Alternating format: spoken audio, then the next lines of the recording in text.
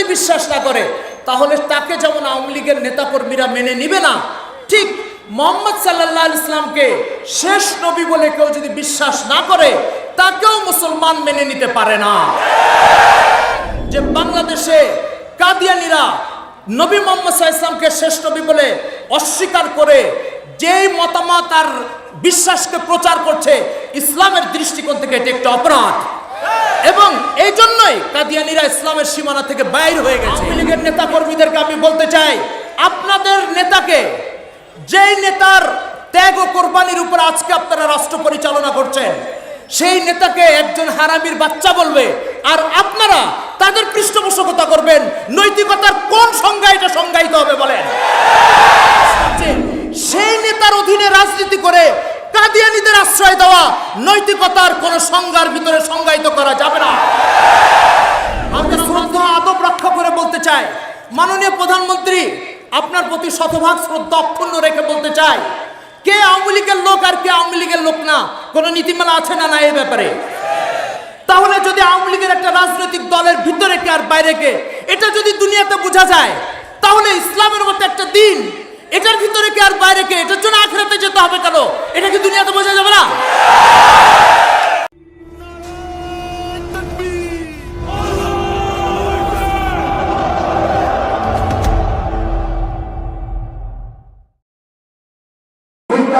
মাদ্রাসা মধ্যবাড্ডা ঢাকা। আমি হযরতকে তার মূল্যবান বক্তব্য পেশ করার জন্য সবিনয় বিনীত অনুরোধ জানাচ্ছি। আসসালামু আলাইকুম ওয়া রাহমাতুল্লাহি ওয়া বারাকাতুহু। আলহামদুলিল্লাহি কাফা ওয়া সালামুন আলা ইবাদিহিল্লাযীনা ইসতাফা, মা বা'দ। ক্বালা আল্লাহু আযযা ওয়া জাল্লা ফি কিতাবিহিল কারীম, মা কানা মুহাম্মাদুন আবা আহাদিন মির রিজালিকুম ওয়ালাকিন রাসূলুল্লাহি ওয়া খাতামান নাবিয়্যিন ওয়া কানা আল্লাহু বিকুল্লি শাইইন আলিমা। সাদাকাল্লাহুল মাওলানাল আযীম। মুহতারাম হাজিরিন, আমি যে কথা বলবো এটা ধ্যান ও মগ্নতার সাথে শুনতে হবে। খুব গরম গরম বক্তৃতা যেটা আমাদের রিদওয়ান ভাই দিয়ে গেছেন, আমি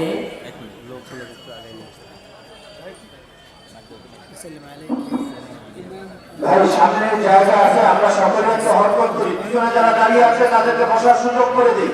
সকলে একটু সামনের দিকে আগে আসি, সকলে একটু সামনের দিকে আগে আসি, সকলে সকলে একটু সামনের দিকে আগে আসি।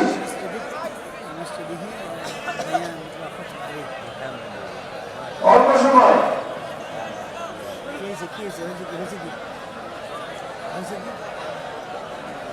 পিছনে যারা দাঁড়িয়ে আছেন, অনেক মানুষ রাস্তায় দাঁড়িয়ে আছেন,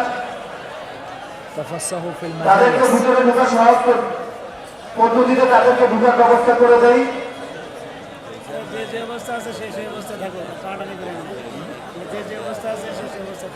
সকলে একটু তাকবীর দিয়ে দাঁড়িয়ে যাবেন, আল্লাহু তাকবীর। দাঁড়িয়ে তাকবীর দিতে হবে, বসে তাকবীর দিতে হবে, আল্লাহু তাকবীর।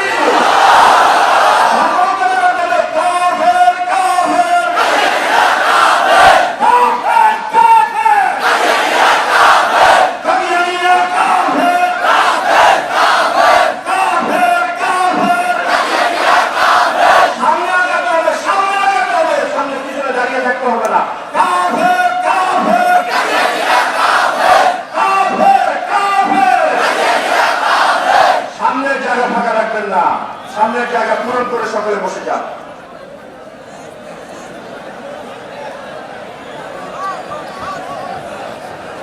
قال الله تبارك وتعالى في كتابه المبين ما كان محمد أبا أحد من رجالكم ولكن رسول الله وخاتم النبيين وكان الله بكل شيء عليما صدق الله مولانا العظيم। محترم হাজিরিন, একটু আওয়াজ বন্ধ করি, একটু আওয়াজ বন্ধ করি, আর শোনার যে আদব আছে সেটা রক্ষা করি। খুব মনোযোগের সাথে দুটো কথা শোনার চেষ্টা করি। কাদিয়ানীদের বিরুদ্ধে উম্মতে মুসলিমা এইভাবে ক্ষিপ্ত কেন? রহস্যটা একটু ভালো করে বোঝা দরকার। কোনো চোর যদি আপনার পকেটে টাকাগুলো ছিনতাই করতে চায়, চুরি করতে চায়, তাহলে সে কি করবে? পকেটের নিচে এখান থেকে ব্লেড দিয়ে কেটে টাকাগুলো নিয়ে চলে যাবে। আপনার সঞ্চিত সম্পদ আমানতকে বেলেট দিয়ে কেটে নিয়ে চলে যাবে চলে। ফলে আপনাকে কি করতে হবে? পকেটের নিচটা মজবুত করে সেলাই করে রাখতে হবে। রাসূলুল্লাহ সাল্লাল্লাহু আলাইহি ইসলামের 23 বছরের নবুয়তের জিন্দেগিতে আল্লাহর কাছ থেকে যত আকাইদ, যত বিশ্বাস, যত বিধান, যত দ্বীনের নীতিমালা তিনি নিয়ে এসেছেন, এগুলোকে তিনি চেয়েছেন ইন্তেকালের আগে এমনভাবে সুরক্ষিত করতে, কিয়ামত পর্যন্ত যাতে এটার ভিতরে কোনো ধরনের কোনো পরিবর্তন না আসে, কেউ হস্তক্ষেপ করতে না পারে।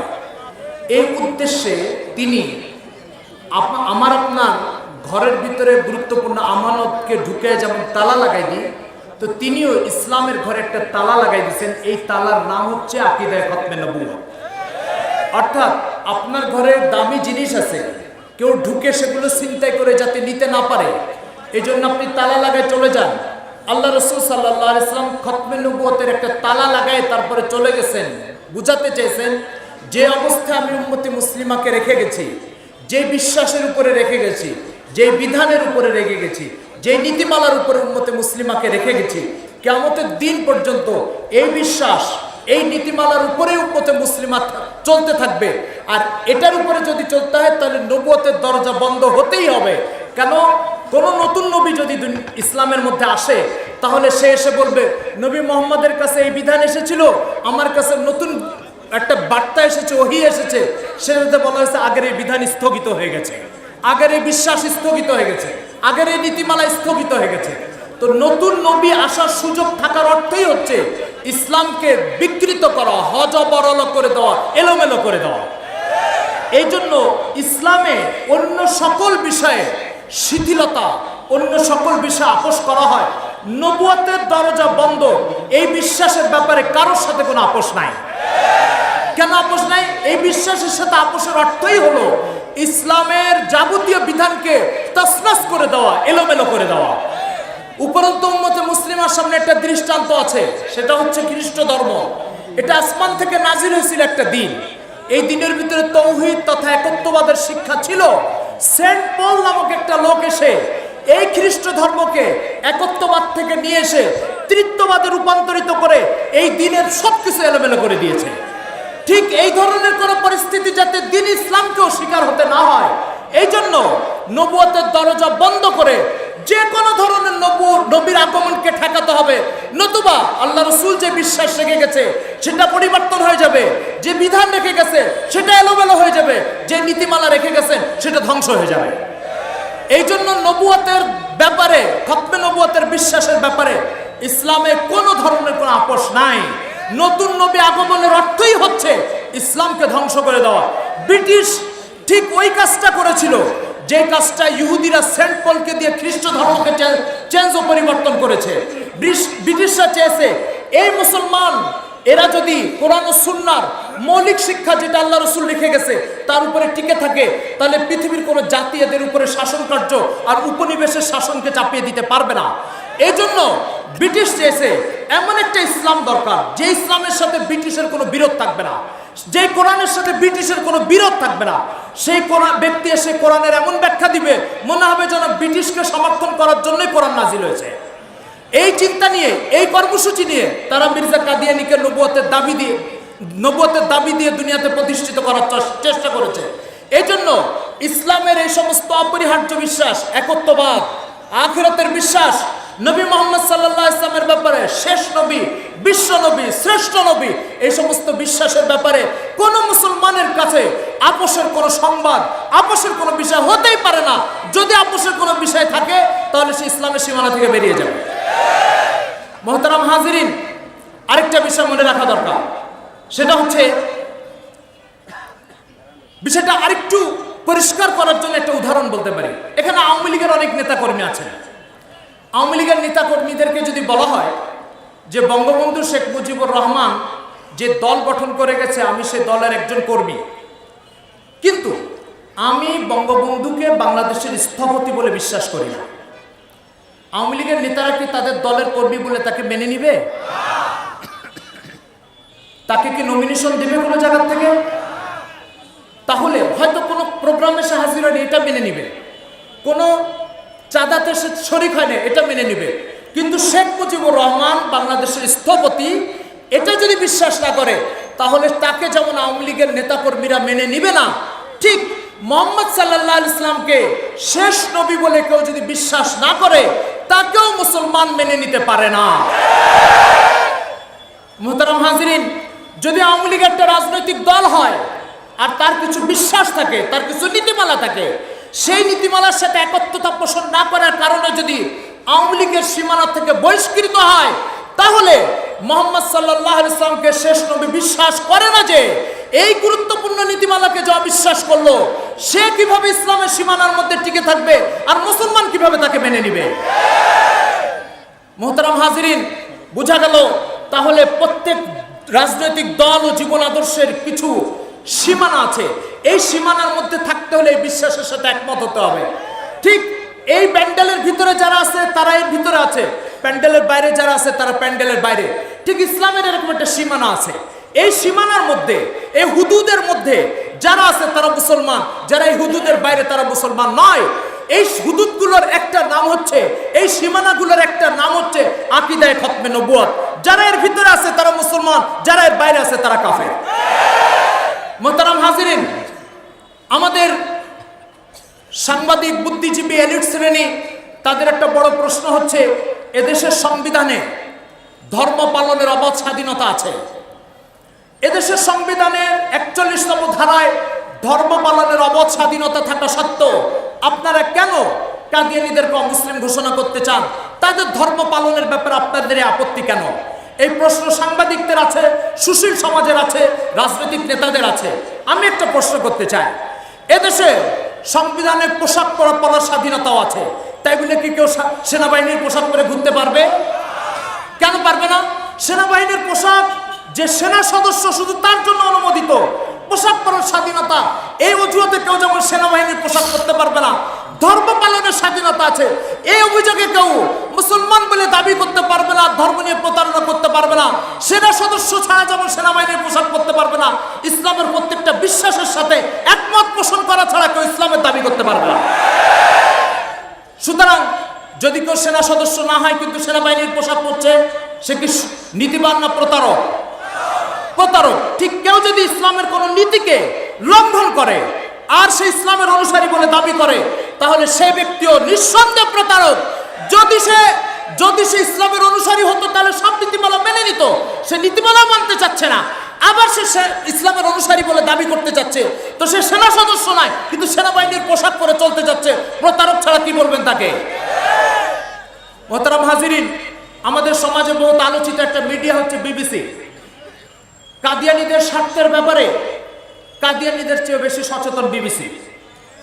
এই বিবিসি প্রতিনিয়ত কাদিয়ানীদের স্বার্থ উদ্ধারের জন্য সংবাদ পরিবেশন করে সরকারের উপরে, জনগণের উপরে, সমাজের কর্তাদের উপরে চাপ প্রয়োগ করতে চায়। আমি প্রশ্ন করছি, বিবিসির সাংবাদিকতার যে নীতিমালা আছে, বিবিসির সম্পাদনার যে নীতিমালা আছে, সেই নীতিমালার সাথে একজন ব্যক্তি একমত নয়, তাকে কি বিবিসি নিজেদের কর্মকর্তা বা সাংবাদিক বলে মেনে নিবে? যদি বিবিসির একটা নীতিমালা থাকে, একটা সংবাদ মাধ্যম, তার কিছু নীতিমালা থাকে, সেই নীতিমালার সাথে একমত না হওয়ার কারণে যদি বিবিসি তাকে মেনে না নেয়, তাহলে ইসলাম 1400 বছরের একটা জীবন আদর্শ, আল্লাহ কর্তৃক নাজিলকৃত একটা দিন, এই দিনের মৌলিক নীতিমালা একজন অস্বীকার করবে আর মুসলমানের কাছে আবেদন জানানো হবে একে আপনারা মেনে নেন। তা আপনি মেনে নিলেন না কেন? আপনি মেনে নেওয়ার ক্ষেত্রে আপত্তি আছে, আমার কেন আপত্তি থাকবে না? মুহতারাম হাজিরিন, বিবিসির নীতিমালা অমানা যদি তার কর্মকর্তাদের জন্য জরুরি হয়, ইসলামের অনুসারী বলে যে দাবি করতে চায় তাকেও ইসলামের নীতিমালা মেনে চলতে হবে। রয়ে গেল ৪১তম ধারায় সংবিধানে এই কথা স্বীকৃত যে ধর্ম পালনের স্বাধীনতা আছে। আমার প্রশ্ন হচ্ছে, সংবিধান কি নীতিবানদের আশ্রয়ের জায়গা না প্রতারকদের আশ্রয়ের জায়গা? সংবিধান নীতিবানদের আশ্রয়ের জায়গা। সুতরাং কোন ব্যক্তি যদি কোন ধর্মের সাথে প্রতারণা করে, সেই প্রতারকের আশ্রয়ের জায়গা কোন রাষ্ট্রের সংবিধান হতে পারে না।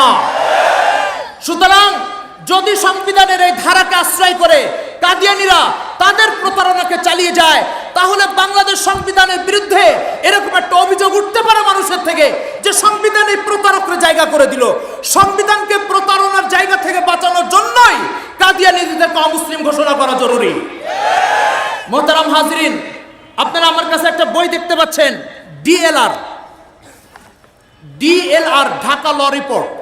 এটা হচ্ছে বাংলাদেশের হাইকোর্ট ও সুপ্রিম কোর্টের যত রায় বের হয়, এই রায়ের সমস্ত রায়গুলোকে এই বইতে সংরক্ষণ করা হয়। এর বর্তমানে ৭৩তম ভলিউম চলতেছে, এটা হচ্ছে ৪৫তম ভলিউম। এই ভলিউমের ১৮৬ নম্বর পৃষ্ঠায় বাংলাদেশের ১৯৮৬ সালের 18 সেপ্টেম্বর 1986 সালের 18 সেপ্টেম্বর বিচারপতি সুলতান হুসাইন আহমদ এবং বিচারপতি এম মাহমুদুর রহমান, এই দুইজন বিচারপতি এই সিদ্ধান্ত দিয়ে গেছে যে বাংলাদেশে কাদিয়ানীরা নবী মুহাম্মদ সাল্লাল্লাহু আলাইহি ওয়াসাল্লামকে শেষ নবী বলে অস্বীকার করে যেই মতামত আর বিশ্বাসকে প্রচার করছে, ইসলামের দৃষ্টিকোণ থেকে এটি একটা অপরাধ এবং এই জন্যই কাদিয়ানীরা ইসলামের সীমানা থেকে বাইর হয়ে গেছে। এই সিদ্ধান্ত দুইজন বিচারপতি দিয়ে গেছে। 1986 সালে হাইকোর্টের রায় অনুযায়ী কাদিয়ানীরা অমুসলিম এবং কাফের। আমরা সরকারের কাছে দাবি জানাতে চাই, সংবিধানে পার্লামেন্টে হাইকোর্টের এই রায়টাই আপনি একটু পাস করে দেন, এদেশের শতভাগ মানুষ আপনার জন্য দোয়া করতে থাকবে। মোহতারাম হাজিরিন, বাংলাদেশ সরকারের ইসলামী ফাউন্ডেশন হচ্ছে ইসলামের মুখপাত্র।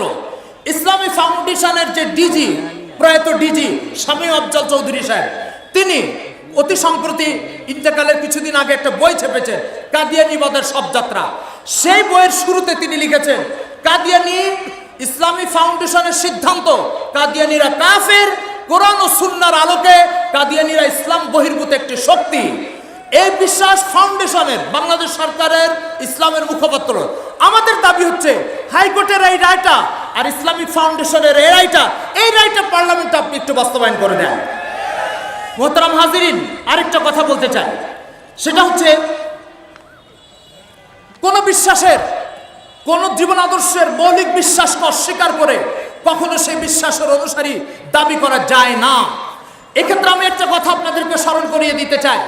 মির্জা গোলাম মোহাম্মদ কাদিয়ানী তার লিখিত বইয়ের সমষ্টির নাম রুহানি খাজাইন, তার 6 নম্বর খণ্ডের 381 নম্বর পৃষ্ঠায় সে লিখতেছে, যারা ব্রিটিশের বিরুদ্ধে আন্দোলন ও সংগ্রাম করবে তারা হারামির বাচ্চা।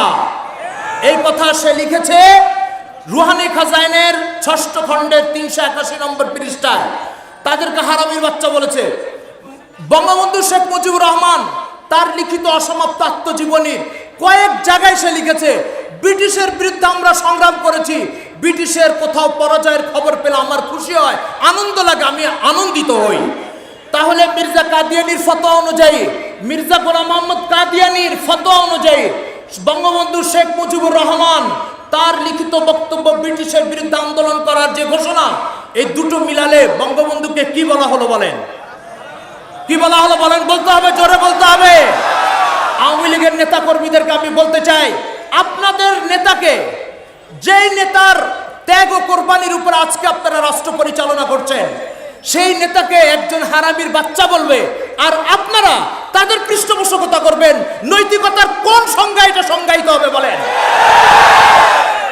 মোহতারাম হাজিরিন, বঙ্গবন্ধু শেখ মুজিবুর রহমানের জেলখানায় বসে লেখা রোজনামচা, কারাগারের রোজনামচা, শেখ মুজিবুর রহমান পাকিস্তান আমলে যে কারাগারে ছিলেন তখন উনি দৈনন্দিন যে রোজনামচা লিখতেন, সে রোজনামচা ছেপে এসেছে। এই রোজনামচার 151 নম্বর পৃষ্ঠায় তিনি লিখছেন, আইয়ুব খানকে উদ্দেশ্য করে, আইয়ুব খান হচ্ছে একটা দাজ্জাল, বলছে আইয়ুব খান তো দাজ্জাল চলে এসছে, ইমাম মাহদি কবে আসবে? 151 নম্বর পৃষ্ঠায় তিনি লিখছেন, তার অর্থ হচ্ছে বঙ্গবন্ধু শেখ মুজিবুর রহমান মনে করতেন ইমাম মাহদি এখনো আসে নাই। মির্জা কাদিয়ানীর বিশ্বাস, তাকে যে ব্যক্তি বিশ্বাস করে না, মানে তার প্রধান 3 দাবি, ইমাম মাহদি, ঈসা আলাইহিস সালাম আর নবী, এই 3 দাবিতে যে ব্যক্তি বিশ্বাস করে না সে কাফের, সে মুসলমান নয়, এই ঘোষণা সে দিয়েছে। তার ওহির সমষ্টি তাজকেরা এর 519 নম্বর পৃষ্ঠা, তাজকেরার 519 নম্বর পৃষ্ঠায় মির্জা কাদিয়ানী বলেছে, যে ব্যক্তি মির্জা গোলাম মোহাম্মদ কাদিয়ানীকে বিশ্বাস করে না সে কাফের, মুসলমান না, ইসলামের সীমানা থেকে বেরিয়ে যাবে। বঙ্গবন্ধু মির্জা কাদিয়ানীকে ইমাম মাহদি বলে বিশ্বাস করত না। তাহলে মির্জা কাদিয়ানীর ফতোয়া অনুযায়ী বঙ্গবন্ধু শুধু হারামির বাচ্চা না, বঙ্গবন্ধু কাফেরও। আমি আওয়ামী লীগের নেতা ও কর্মীদেরকে বলতে চাই, দেশের প্রত্যন্ত অঞ্চলে আমি দেখেছি যেখানে কাদিয়ানীরা কোনো আস্তানা গাড়ে, প্রথমে যাদের শেল্টার ও যাদের কাছে আশ্রয় চায় তা হচ্ছে আওয়ামী লীগের নেতা কর্মীদের কাছে। তাদের কাছে আশ্রয় নিয়ে সেখানে তারা মুসলিম উম্মার ঈমান হরণের কাজে ব্যস্ত থাকে। যেই সম্প্রদায় বঙ্গবন্ধুকে হারামির বাচ্চা বলল, যেই সম্প্রদায় বঙ্গবন্ধুকে কাফির বলল, আমার প্রশ্ন হচ্ছে সেই নেতার অধীনে রাজনীতি করে কাদিয়ানীদের আশ্রয় দেওয়া নৈতিকতার কোন সংজ্ঞার ভিতরে সংজ্ঞায়িত করা যাবে না। মোহতারাম হাজিরিন, আরেকটা কথা বলে শেষ করতে চাই, সেটা হচ্ছে মাননীয় প্রধানমন্ত্রী গত কয়েক মাস আগে সংসদে দাঁড়িয়ে বলেছিলেন কারা মুসলমান আর কারা কাফের এটা আখিরাতে বোঝা যাবে। কাদিয়ানীরা তাদের বই পুস্তকের ভিতরে প্রধানমন্ত্রীর এই বাণীটা খুব লেখে প্রচার করছে। এই যে এটা হচ্ছে কাদিয়ানীদের বই, এক নজরে আহমদিয়া মুসলিম জামাত। এই বইগুলোতে প্রধানমন্ত্রীর এই বাণী লিখে তারা খুব প্রচার করছে। কি প্রচার করছে? যে কারা মুসলমান কারা কাফের এটা আখিরাতে বোঝা যাবে। আমি বলি, কে প্যান্ডেলের ভিতরে কে প্যান্ডেলের বাইরে, এটা কি আখিরাতে যে বুঝতে হবে না এখন বোঝা যাচ্ছে? আমি শ্রদ্ধা আদব রক্ষা করে বলতে চাই, মাননীয় প্রধানমন্ত্রী আপনার প্রতি শতভাগ শ্রদ্ধা অক্ষুণ্ণ রেখে বলতে চাই, কে আওয়ামী লীগের লোক আর কে আওয়ামী লীগের লোক না, কোন নীতিমালা আছে না এই ব্যাপারে? তাহলে যদি আওয়ামী লীগের একটা রাজনৈতিক দলের ভিতরে কে আর বাইরে কে, এটা যদি দুনিয়াতে বোঝা যায়, তাহলে ইসলামের মতো একটা দিন, এটার ভিতরে কে আর বাইরে কে, এটার জন্য আখিরাতে যেতে হবে কেন? এটা কি দুনিয়াতে বোঝা যাবে না? মাননীয় প্রধানমন্ত্রীকে আমি আরেকটা অনুরোধ করতে চাই, সংসদে দাঁড়িয়ে যে আপনি বললেন যে কে মুসলমান কে কাফের এটা আখিরাতে বোঝা যাবে, তো আমাদের মসজিদগুলোতে কোনো কাদিয়ানী যদি ইমাম হয়ে ইমামতি করতে আসে, তাহলে কি কোরআন হাদিসে এমন কোনো নীতিমালা নাই যে একজন কাফেরকে ইমামতিতে দাঁড় করানোর ক্ষেত্রে কোনো বাধা সৃষ্টি করা যাবে, এরকম কোনো নীতিমালা নাই? তাহলে কি প্রত্যেক কাফের আমাদের মসজিদে ইমাম হয়ে যেতে পারবে? তো মোহতারাম হাজিরিন, এই জন্য মাননীয় প্রধানমন্ত্রীকে আমি অনুরোধ করতে চাই, যদি কে আওয়ামী লীগ আর কে আওয়ামী লীগ নয় এটা যদি চিহ্নিত করা যায়, কে ঘরের ভিতরে আর কে ঘরের বাইরে এটা যদি চিহ্নিত করা যায়, তাহলে কে ইসলামের ভিতরে কে ইসলামের বাইরে এটাও চিহ্নিত করা যাবে। ঠিক কিনা বলেন? এই বলে আমি আমার আলোচনা শেষ করছি। আল্লাহ তাআলা আমাদের সবাইকে কাদিয়ানীদের এই ফিতনা থেকে আমাদের উম্মতে মুসলিমার ইমানের হেফাজতের ফয়সালা করেন। আসসালামু আলাইকুম ওয়া রাহমাতুল্লাহ। মাশাআল্লাহ, মাশাআল্লাহ, মাশাআল্লাহ।